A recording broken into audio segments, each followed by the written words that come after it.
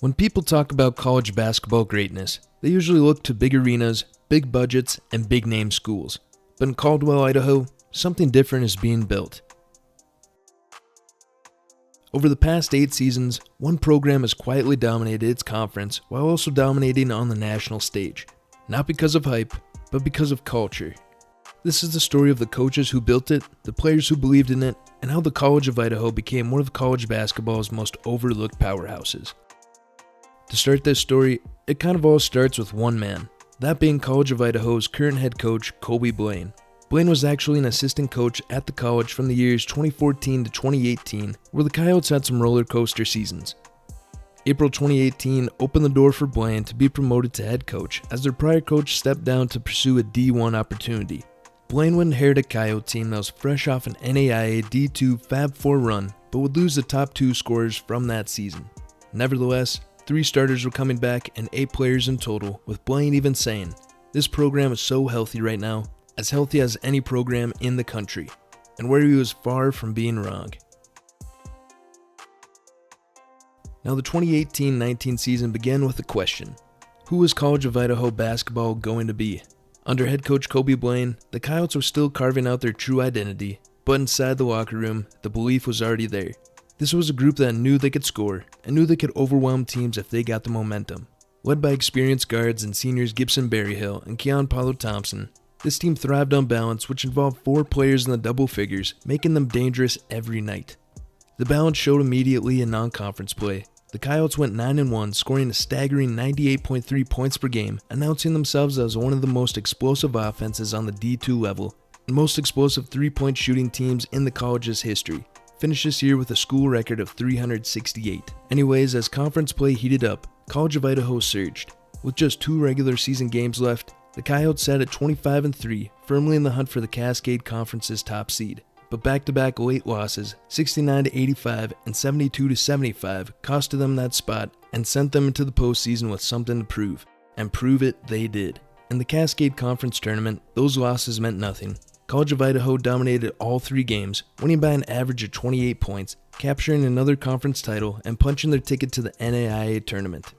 With a record of 28-5, the Coyotes earned a 2 seed on their side of the national bracket. After 2 straight wins and an upset of the number 1 seed in their bracket, College of Idaho found themselves in the Fab 4. But the season came to an end with an 81-93 loss to conference rival Oregon Tech. Still, when the dust settled, the message was clear.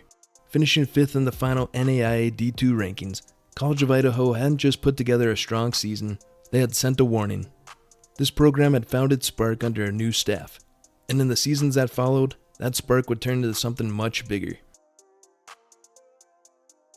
Coming off a deep run the previous season, Coach Blaine and his Yotes entered the 2019-20 season with sky-high expectations. However, early non-conference results made the outlook seem a little wary than expected. The College of Idaho finished non-conference play at 7-3, but what followed in the Cascade Conference action was something the program had never seen before.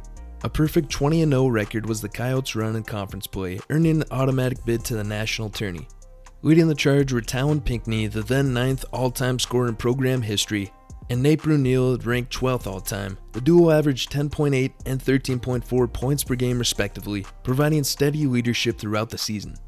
Next on the list was the Cascade Conference tournament title, and the Coyotes made their intentions very clear. Games 1 and 2 were decisive wins by 19 or more points. The championship matchup against Oregon Tech proved tighter, but College of Idaho pulled off the win 82-77 to claim the title. This dominant stretch earned Coach Blaine both Cascade Conference Coach of the Year honors and where he won the NAIA Division II Coach of the Year award. C of I extended their school record win streak to 24 games after the title game, and joined Oregon Tech as the only teams in conference's history to win 3 or more tourney titles in a row. The team improved to 18-1 at home in 2019-20, the most home wins in a season in program history, with the Yotes clinching their 3rd straight 30-win season. Entering the NAIA Division II National Championship as one of the top seeds, the Coyotes looked poised for a deep postseason run where Game 1 started off with a 67-49 victory. But unprecedented circumstances around this time of March Madness took place, and the tournament was ultimately cut short, so sadly, this legacy of the 1920 squad may never fully be realized, and where the next season may have overshadowed this 1920 story. If the seasons before it were about momentum, the 2020-21 season was about survival.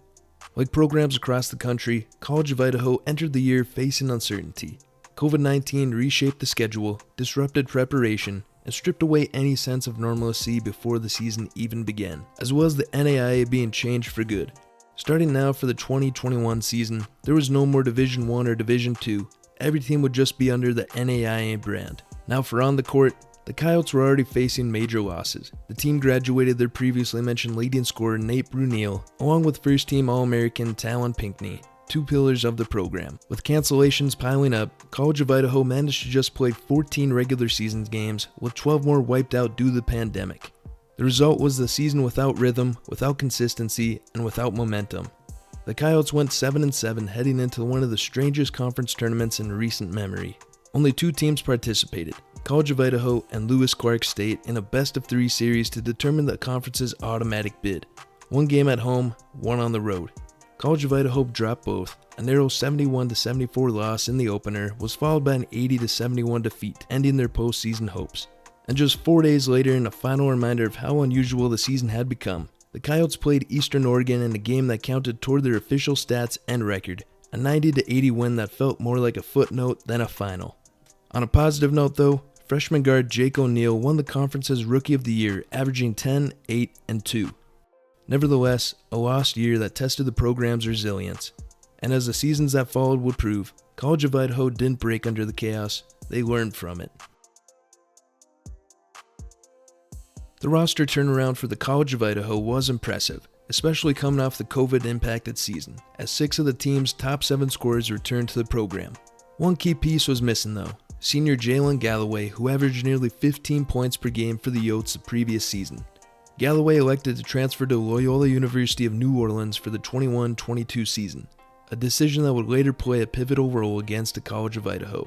College of Idaho played just 8 non-conference games, finishing 6-2 while averaging only 69.1 points per game, the lowest scoring output to start a season under head coach Kobe Blaine. At the time, it raised questions about what the season might hold. So did this mean that the 21-22 season would be bad? Actually, it was the opposite. The Yotes went 20-2 in conference action, boosting their scoring to 83 points per game, and they carried the momentum to the Cascade Conference Tournament, winning their 3 games by an average of 30 points to capture another conference tournament championship. After sweeping the CCC men's tournament, the 9th-ranked College of Idaho highlighted the postseason awards. Ricardo Time was named the Player of the Year, averaging 12, 4, and 2, shooting 42% from the field. Drew Wyman picked up Freshman of the Year, scoring the second most points per game on the team with 11.6, and Kobe Blaine grabbed his second Coach of the Year honor. In the national tournament, the Yotes earned the number 3 seed, where they cruised to a 97-78 win in the opening round before surviving a defensive battle in round 2, winning 57-52, which kept C of I's season alive.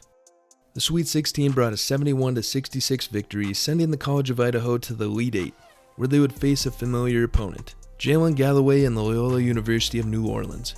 With 3:25 remaining, the Yotes held a 52-47 lead, but over the final minutes, College of Idaho managed just one more point as Loyola closed the game on a 13-1 run. Galloway himself hit the go-ahead 3 with 2 minutes to go, which helped end College of Idaho's historic season in heartbreaking fashion. College of Idaho finished the 21-22 season with a 32-5 record, and those 32 wins marked the most in program history.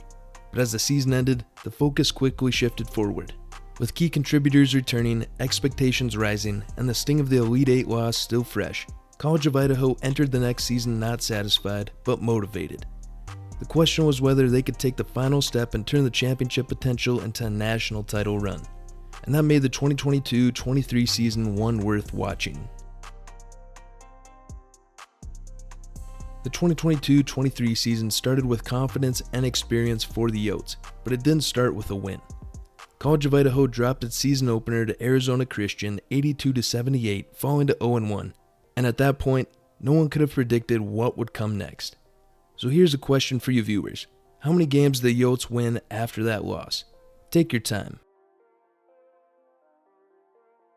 If you guessed 36 straight victories, then you'd be absolutely correct. Yes, you heard me. 36 straight wins. That historic run included a perfect 6-0 to finish non-conference play and a dominant 22-0 conference record. with College of Idaho winning conference games by an average margin of 28 points. 5 of those wins came by 50 points or more, which is crazy.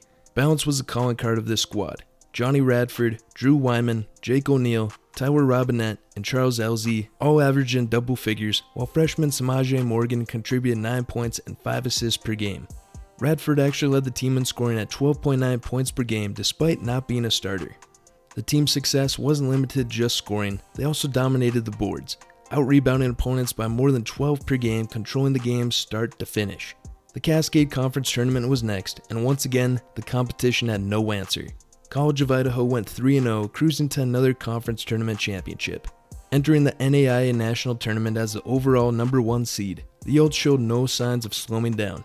They reached the Fab Four after winning their first 4 tournament games by an average of 24 points.